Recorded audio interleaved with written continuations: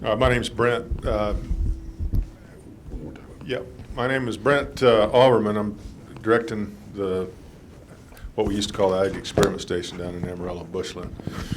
About 2 years ago, we began an intensive UAS program, UAS, unmanned aerial vehicle. We can call them drones here.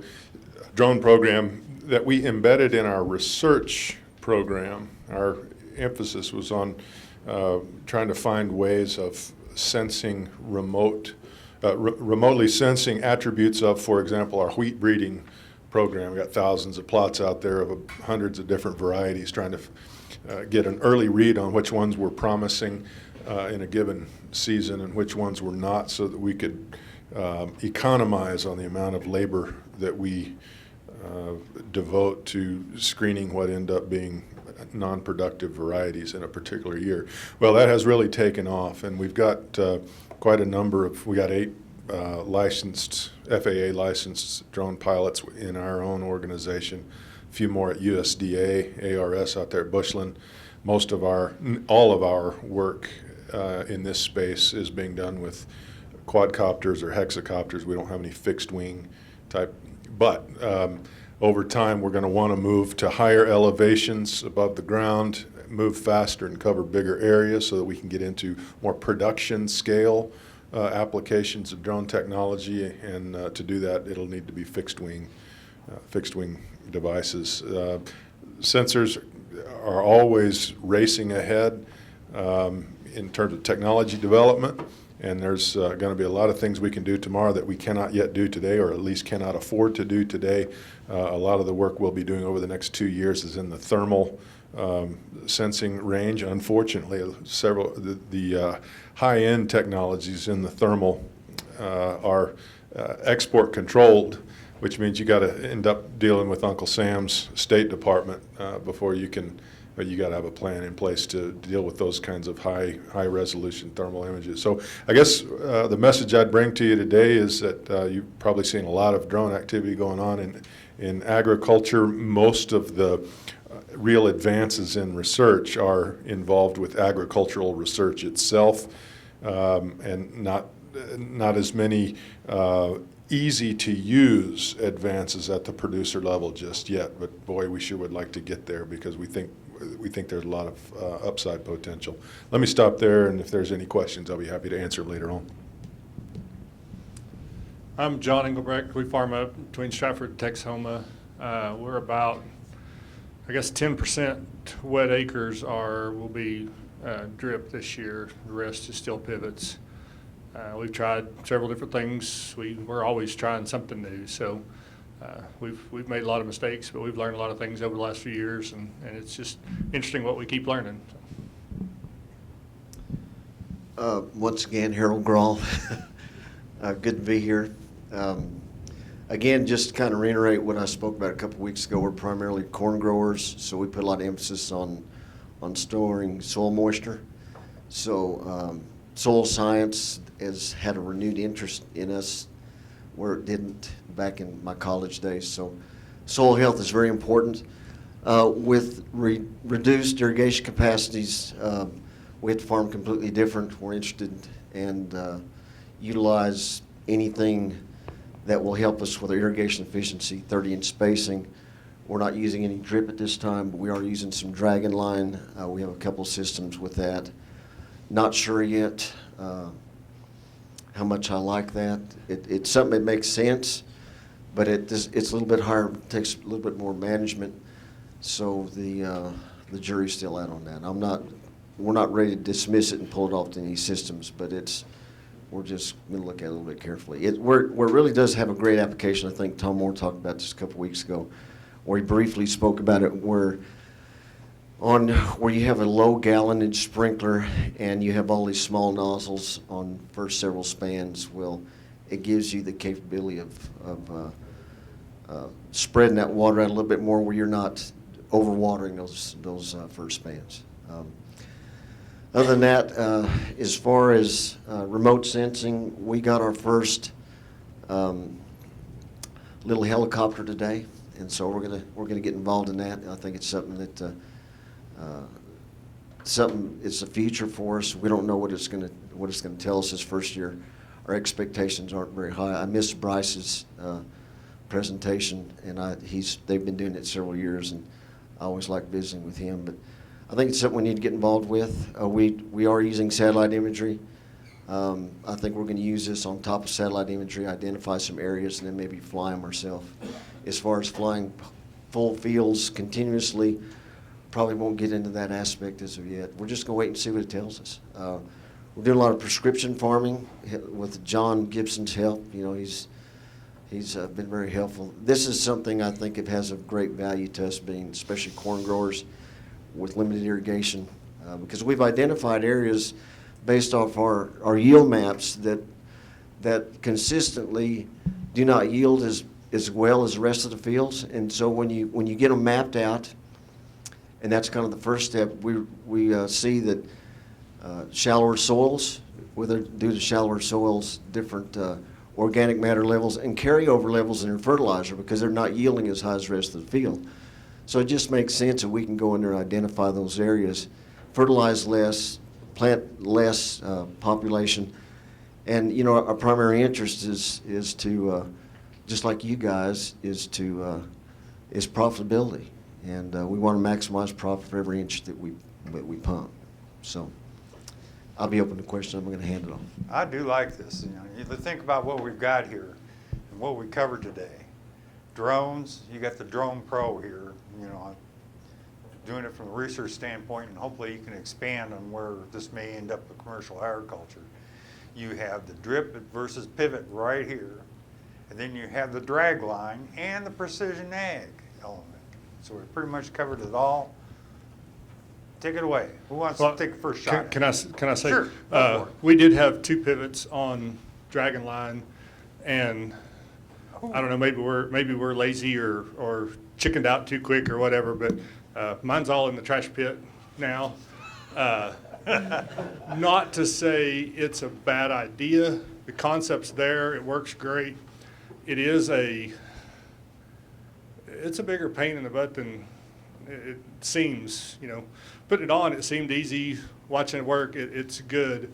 I don't have enough bodies and to take care of it, and so we have switched several pivots, low gallon pivots, where we have a regular nozzle, and then the pad is a barb, and we just drag 10 foot of hose behind the sprinkler, and so it's all coming out at the end. We're still orificing it with a standard nozzle, just like always, but we're not spraying it, we're not wetting leaves, it's all coming out the bottom end. Really like that. You get a lot of the same benefits. The sprinkler's running dry, you know, there's nothing, no bog down in the mud there. It doesn't work on the higher gallon sprinklers, but we're having fewer and fewer of those every year, so it does, it's not a big problem there. The only Dragon Line we do have left, like Harold said, first couple spans of low gallon pivots, we do have, you know, they're just 2 or 3 foot tapes, you know, it's not a big deal to have there. So we may have given up on it too quick, but what we did is gone. Oh, I bought a half section, and one of the pivots had Dragon Line on it, Keith Watson's.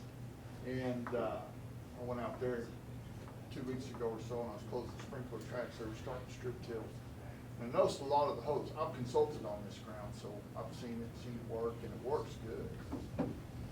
But I was out there closing sprinkler tracks, and I'm noticing there's a lot of hose laying around on the outside edge and kind of into the field when I got in there. And I really didn't think too much of it, except I've got a lot of work to do on just that. And about 2 days later, they started strip tilling. Keith called me up and he goes, "Did you see that Dragon Line?" I said, "Yeah, I saw a little bit in there." He goes, "Oh, there's more." He said the coyotes got out there and just had a field day with it. So I just want to say that has just recently happened. And I'm not sure where I'm going to go with that either because of that. But We tied ours up the first year, and that's a challenge too. It doesn't seem like a bad idea at the pivot. About tower 3 out, it kind of got to be a trick, but because we were afraid of that same thing. We didn't know what the overwinter had done, and I don't know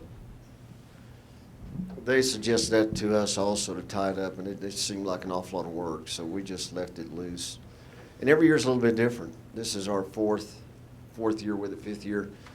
And it's, like this year was a bad year. I mean, they've got into it big time, and it's, you know, we spent a lot of time repairing hoses. Last year, not so bad, but then year before that, in season, we had something get in there, and you notice pressure drop and go out there, and you have a lot of your hoses chewed on. You just splice and go, and so it's just a higher maintenance item. But when you see it running in the field, it just, like I said, it makes sense. It's sweet, but Yeah, I've it's just higher witnessed maintenance. it 2 years now, and it really is, the concept of it and everything is brilliant. But the maintenance part of it, you know, again, I'm gonna be low maintenance for sure. Right. But I just thought I would say that with the dragon thing, that's something I've currently experienced. I do want to remind people what Ferris said about, you know, the research they've done at Kansas State. Between that and the LIPA bubblers, there really wasn't a yield difference. But now I think the specialty might be what, on the first third? Is it pressure or why on those? I think so, because the nozzle sizes are so small. You know, usually anything we do from this point on, like when we're splitting on 30s, going to 30s, from 60s to 30s, we're going out to a 7.5 size nozzle. Well, you could use dragon line on those where you get the real small nozzles. You know, right now 4s, I think Senator makes a 3, a 2.5, but they're just minute size, and you'll have to have a filter with those. So I don't have a lot of experience. Maybe you guys do with those. Okay. What's the next question? You want to give them all to me? Well, so your pros and cons of your drip. It's not as maintenance-free as we had hoped, but it's now and at the end of the year. So in season, when you're busy, it's pretty neat. I mean, it's been tremendous. We can basically match yields at 60% of the water to a pivot. And that's where we're headed. We're developing a half section right now. The guy was a little worried about the availability of water. I said, let's put it in drip. We'll spend our money in tape in the ground instead of looking for water that's not there. And so our total investment dollars are very similar, but we don't have the water. It's going to be, you know, it's in tape. And so that's what we've seen. I'm mostly a corn farmer. I'm not smart enough to grow cotton, so we don't have a lot of germination issues. We haven't faced any of that. We did get into a little bit of it. We tried some seed milo last year, kind of as a last-minute deal, and we had some germination issues, which caused some timing issues, which was self-inflicted more than just because of the rush and the lateness of it. But so most everything we've done is corn. No more flats in your box. That's true. But having the line behind it where the sprinklers run in dry ground, even sprinklers and gearboxes aren't a big deal to us. You know, it's they'll change those with the sprinklers running now when it's not muddy around there. The mud's all 15 feet behind you. Okay, are your sprinklers the LIPA bubblers? Yes. Okay, then where is the spacing on the drip? What are you doing? We started on 30s. 3 years ago, we went to 20-inch rows, so we started putting our tape on 40. So I've got basically of the 1,200 acres we'll have this spring, it's almost half and half. The first half was all 30-inch rows or 30-inch tape. Now we're 40. People worry about, and I'm sure cotton's different, but worry about being on the tape or within the tape. We screwed up a deal in the first year. We planted it perpendicular to the tape. I mean, corn's going to find the water. If it's down there, you know, you get to the point, it's going to find it. So row spacing and angles and those kind of things aren't as critical, or we haven't found with corn at this Better point. crops, what are your yields? That we've had some of our highest yields coming off the drip, and like I say, we can do it with 60% of the water that we use on sprinkler matching yields. So, See, we heard some of our presentations that there wasn't a lot of difference in efficiency. You're saying there's a big difference between LEPA and drip. Right? Am I right? if you Yeah, Leon was going through the stuff on the North Plains stuff, and the research says there isn't a whole lot of difference. I mean, I would say if you're still got your pads spraying out into the wind and wetting leaves, then think we were then I talking can about- be way more efficient than We're that. going bubblers. If you're doing bubblers and managing it right and running your sprinklers slow enough and those kind of things, I think you can be close. Are you putting your fertilizer and everything through your tape? The fertilizers that'll go through tape, I mean, there's some things you don't want in there. But nitrogen, we've even played with a few phosphorus sources, and we've found some that work. It still makes the tape guys nervous, but you just want to be really careful with what you stick to. Generally, nitrogen's not a problem. And you'll see a difference in the nitrogen in 24 hours, the color of the plant. Yeah, we had a zone. We actually found that it wasn't opening because it was turning yellow. I mean, we saw it to the row, and so we went in, turned the pump on, flipped the switch, and we put a lot of nitrogen in that zone. And in 3 days, it was just as green as the rest of the field. Jerry's got a comment back here, or a question, either way. Well, comment. When you put nitrogen through your system, the one thing you need to do is spend $100 and get a EC sensor. Because you don't want to exceed 2.5 EC when you're injecting nitrogen. Over 2.5, you'll start to burn roots. And through a drip system, 2.5 is a pretty high rate, so you've got some room to play, but you don't want to get there over 2.5 because then you're starting to do root damage. Oh yeah, we just spoon feed longer periods of time. We run nitrogen most of the summer on the corn in the tape. We don't run hot shots. Let's pick up one more thing on the cotton. Jerry, the spacing on the cotton, given what they're doing as far as, would that be 30 or 40s? He's talking about going to 40s on 20s on the corn. I don't know what you do on the cotton. The 40s on cotton, if you can. Is do it 20 or the 30s? 20s, the 40s and 20s works great. 40s works good. If you're gonna do across the row, I do it in 40 because it's cheaper. Otherwise, Just 30s and 40s, I mean, it just Okay. depends. I've got guys that do 30 and 15-inch corn. okay. But phos is not good to pump through there. Not generally.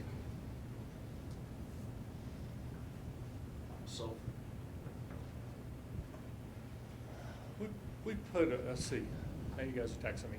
I think you can put sulfur, a little bit, not a lot of concentration, but yeah. When you say spoon feeding nitrogen, are you seeing a difference between using the pivot sprinklers to fertilize versus in the drip? Do you use less fertilizer in drip systems? About 50%, 50% less? which helps pay for the tape in a hurry. Most of our fertilizer on drip field, acre to acre, is running about 50 to 55 cents to the dollar of what we're spending on sprinkler. So we're trying to figure out how to be better on the sprinkler fields at this point. so John, do you attribute that to the drip or just spoon feeding fertilizer? I think it's the drip because you can put what it wants when it needs it at the right time.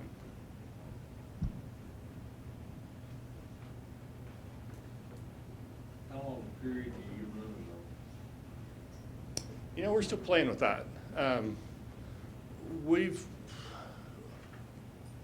We used to think we needed to be across it every day.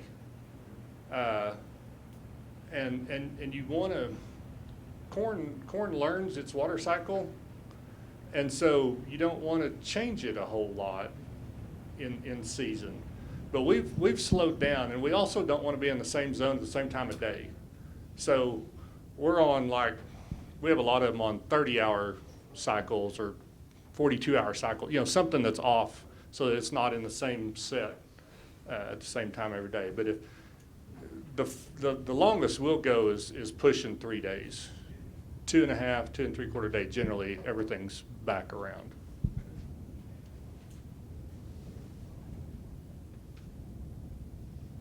So John, what kind of application rate is that? I mean, days doesn't mean a whole lot. When you compare that with a sprinkler, I mean, you have some idea of. You mean like inches per acre inches Yeah, like is at a it, time? are you putting out a half inch at a time in these cycles or Oh, just spoon feeding?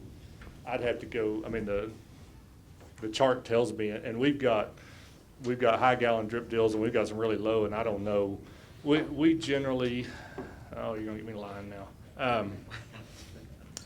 I can't tell you what that rate is. I'd have to look at that. I never had thought of those terms, I just thought about it just now. But I think we weren't wetting a big enough, you know, Jerry had the ball theory, you know, and if you're running too fast and you're only wetting a grapefruit when we needed to be wetting a basketball, that's a timing issue. Right. And once you wet your ball, it's easier to keep that ball wet. Slower cycles, not quite as often. Well, I found out on mine, I'm pretty flat and I've got a little bit of a drop. And we started out trying to do, you know, just get across it every 24, 36 hours. But then I got to noticing in the crops between, well, corn and cotton especially, the top end of the field, cotton plants were this tall, but at the bottom end, they were this tall. But the first time I went and flushed and was checking my pH and everything, when I figured out how long it was taking to fill that tape and then backfill it all the way to the top, well, it wasn't running near as long on the top as it was on the bottom. And so that's when I figured out I had to start running longer runs to get the water out at the top that I needed to get out. See, and we were so dumb, we learned that from our yield map. And so I got a bad taste in my mouth for half-mile runs. So when I did the next one, which was a mile across, I made them split it into thirds. And what we found out, it wasn't the distance of the run, it was the length of time we were in the zone, because we had, the bottom end of the corn was better than the top end, same problem. Okay, David, you're on both ends then, the sprinkler and, what have you noticed on, as far as yields, water use? Well, I'm still learning after 4 years. I'm still learning. I have, this year, I lengthened my time to run. But I still had a problem, and I'm not sure exactly what it was. The corn wasn't as good this year. Prior to that, it'd been fine, but I don't know, I'm still trying to figure out what happened this year as to why. I know lengthening it out, the corn was more uniform, top end to bottom end of the field. And I think part of it may have been a little bit of my fertilizer timing. The one thing I've had with the drip, I'm gonna no-till it this year and leave my corn trash out there. I'm putting cotton back on it, but I'm gonna no-till through it. But the one problem I've had having cotton on it, and I've even wondered about going across the tape instead of with the slope of the land. But when we do get a rain or anything, the water all sails out the bottom end of the field without the organic matter with having the corn there. And I'm trying to figure out exactly what happened, but I mean, I've been, like I say, I'm still learning. I'm at it. Oh, yeah. Aren't we all? Crossways, that should go on that runoff. That's what I'm thinking, but, Have you noticed the difference between the yields between your pivot and your SDI? I'm raising every bit as much yield as I was with the pivot. I was windshield wiping 110 acres. I'm now watering 136 acres, and my well's pumping about around 400 gallons. And I'm definitely getting more water. My yields have done anything, they're either matching or going up since I've gone to drip. But instead of watering 110 acres, I'm watering 136 acres. And my water is actually, that well probably when I was running a sprinkler was 500 gallons, and I'm down to 4 now. And the yields are as good or better Similar. than we're under the sprinkler. What's the fertility rates? Have those improved any? The what? Fertility rates on your, from when you had it on sprinkler versus now that maybe you're not putting so much water on and moving the fertilizers around? I'm not using as much fertilizer, I know, because you're putting it right there at the root. And I've seen mine start it just one morning, and the next morning, the corn is just nearly black green. I mean, it changes in 24 hours. And so you don't need to put it much.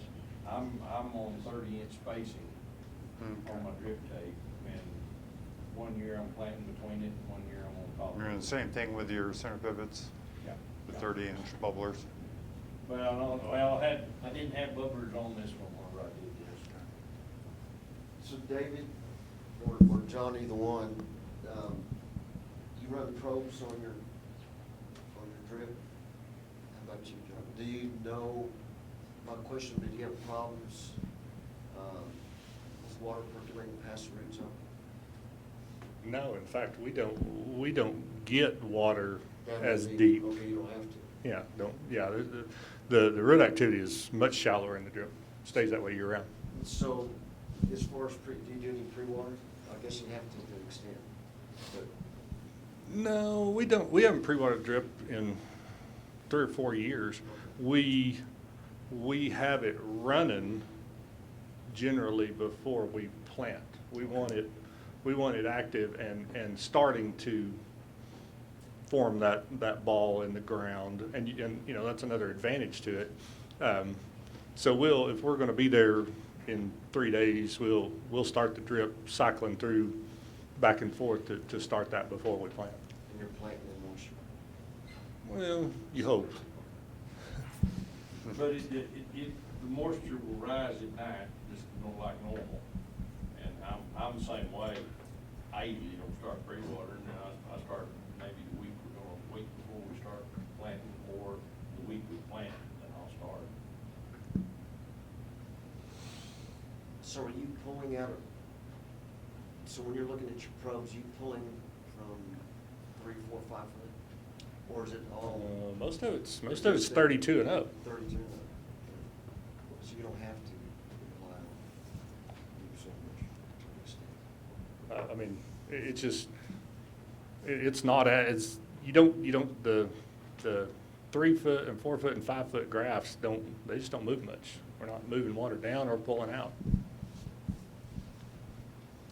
Are any of y'all putting out micronutrients through your drip? I ran a little bit, just a little bit. It scares me. I'm gonna recommend that you do it, because if you think about the greenhouse I talked about earlier, the nursery where you're pulling out of a ball, you're mining your microbes out of that ball, put it back. Okay, let's come back around. Brent, I want you to talk a little bit, about the drone research you've been doing, but how do you see where this might go for producers in the future on the drones? Well, I think we probably need to get the focus off of drones themselves and take a look at kind of a larger package of distributed data collection, big data. I think the future is going to be in, as it is in just about every other realm of economic activity, will be artificial intelligence expert systems and collecting a lot of data from a lot of different places and translating it, whether it be remote sensing data, drone data, or a bunch of Internet of Things devices out in the field. We've got quite a bit of that work going on at our irrigated farm at Bushland and exploring the big impediment now is not the collection of data from all these different gee whiz technology. We can collect the hell out of the data. It's making sense of all of it and extracting value from all of it. And extracting value from all of that data, I guess the bottom line here is that data are cheap. They really are, and they're getting cheaper.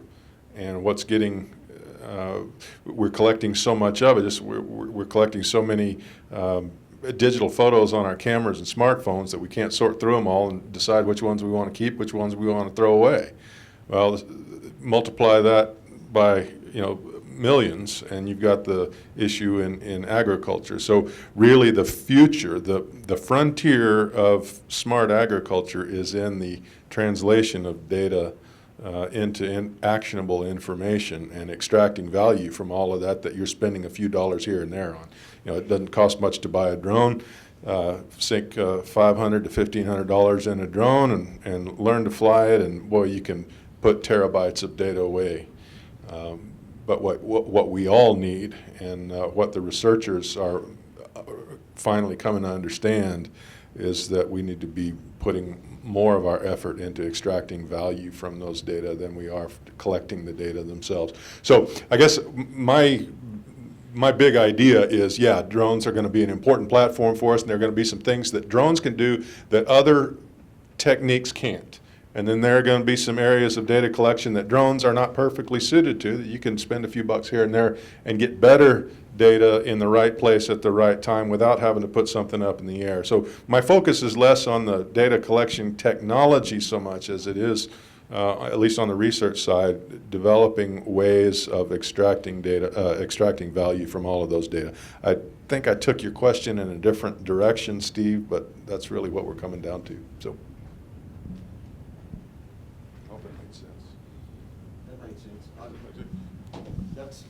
That's a great comment, and that's the challenge with us. We've got all these new technologies, and ultimately it comes down to how it's affecting my bottom line, the return on investment on this stuff.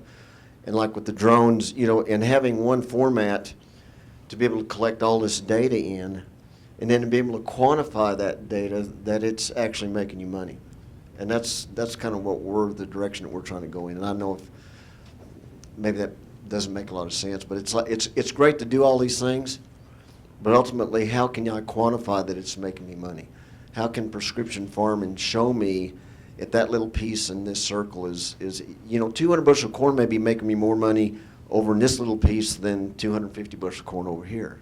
And that's what we're trying to identify. Maybe we don't need to be doing this, especially with our limited water capacities. So that's what we're trying to figure out, and we've got a lot of new technologies to try to figure that out. But a lot of data out there, and just trying to it gets to be mind-boggling to figure all this stuff out.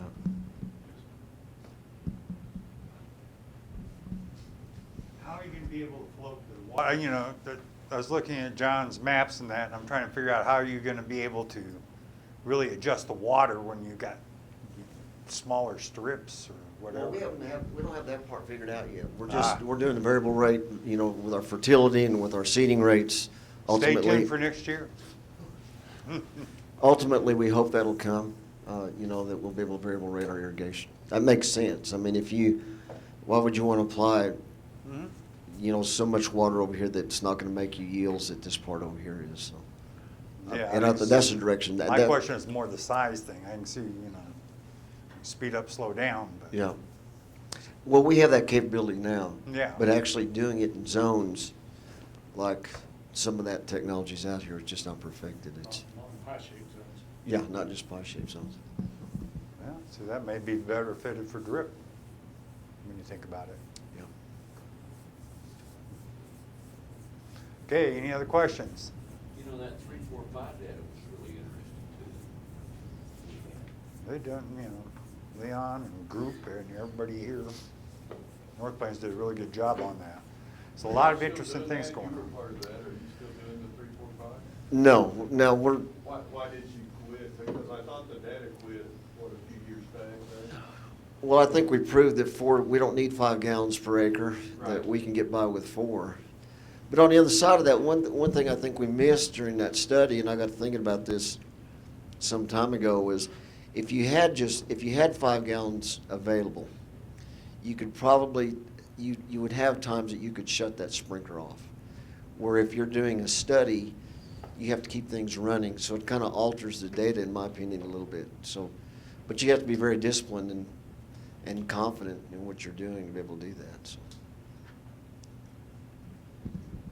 That was good research. And that was another thing. 5 years ago, we were hesitant to shut a sprinkler off. You were afraid to start it back up, which kind of mess you were going to get into. We learned with the probes that, yeah, if we were anywhere close to 5 gallon water, we're probably overwatered corn. And there's a reason that sprinkler was stuck if you shut it off, because you're pushing too much water down. You know, yeah, the 3, 4, 5 deal is interesting. Like I say, we learned the 5 wasn't there, so, you know, is it time to start a 2, 3, 4 project? I mean, it's amazing if you use the water right, what you can do with limited amounts. So if a guy wanted to get started in variable rate, what's the first thing you need to do? Where do you start? The controller on your planner or No, your but descriptor. Have 3 years of maps. Yeah, okay, that was my question about the map, but what map do you start with? Yield map? Yield Is that maps. Is that the starting place, a yield To map? me, that's where you need to start. You need to see some consistencies that are going on in your field. And lay those over your soil map, and you'll be surprised what you'll find.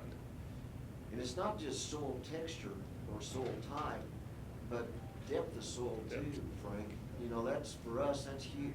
We found areas where we only have like 18 inches of topsoil. Well, and you look at the yield maps, and we know consistently, unless we have some big rainfall year, that we're not going to yield what the rest of the field's going to yield. It's consistent. So why do you want to put the inputs into it to grow that high crop? There's certain things that'll show up, but that's where you need to start with your yield maps. So in situations like that, where you want to cut back on your inputs on those areas, because they're not gonna produce anyways. Right. Do you think is the variable rate seeding just as important as the variable rate fertilizer? Absolutely.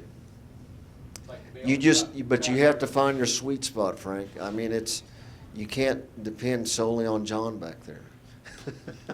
So, Well, he's a good but, start. well, he is. He's a starting point, but whoever your consultant is, or the yield history and your planting rates with your other fields, and then you just tweak them along the way. We're in no means there. We're still in the infancy of this, but it's something that makes sense. We have a sprinkler that's up against a pasture that consistently has decent water, but consistently yields less. And you go out there, and after mapping it, after looking at our yield maps, and we had it mapped, we noticed there's just a lot of, you go out there, there's a lot of blow sand. Over the years, they're just blown in out of this pasture. Well, we don't have the irrigation capacity to slow down there and to be able to bring the yields up there that it could with the rest of the field. So we have to stay on a regular rotation, just like with the rest of the field. But now we figured out, there's an abundance of fertility there that we've accumulated over the years, so we sure don't need to be fertilizing it like the rest of the field. Lowered our seeding rates, and let it just put the inputs in it that is capable of growing, and that's it. I think the other thing you'll find is that you're underproducing good spots of your fields. Yeah, I think you'll push your populations probably even more than you're comfortable with in those good spots. And you're not going to use any more seed. You're just spreading it out better across the field and push the population to a good spot, pull it back in the week, and I think you'll be surprised at the range. And we've done that for 10, 15 years now. And we've learned that, we were kind of 22 to 30,000 is kind of where we started. We're now 18 to 36, and just broaden that range out and push your top end yield in those spots a lot better. We had a guy last year with climate, he just went in and checkerboarded his field. And he was changing populations every 600 feet. So 600 by 600 squares, And every time the planter crossed into one of those checkers, and he was doing an extreme deal. It was 30,000, 40,000, just back and forth. And it's a decent water field, but he was amazed at the difference in yield, top to bottom, those 40,000 plant versus the 30,000 plant. I mean, it was more extreme than any of us thought it would be. I'm not here advocating 40,000 at all. I'm just saying it made a bigger difference than we thought it would.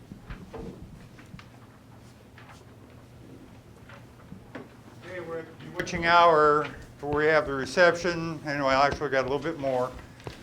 Any other questions? Who wants the final question? It goes to John. Harold, so how important is it, you worked with a couple different companies, how important is it to have input into your verbal range for Irrigator? Well, you guys are bringing the expertise to the table, so it's very important. But, but what I'm getting at is to get the full benefit out of it, and I think you agree with me, and I think you're the one that told me this, that you really need to look at your past history and whoever your crop consultant is, and then work with him. Don't try to isolate your crop consultant with what you're doing. And I think that's kind of what we were doing initially. You need to get him involved. And he's been testing your soils for years and years, and he knows how he's tested, and it may be a little bit different than the way Jon or whatever company you're working with tests soil. And so you want to make sure it's accurate. You look at past soil tests, look at what Jon comes up with, and try to come up with something that you feel good with, that you're working with. That's real important. Good question, Jon. Thank you.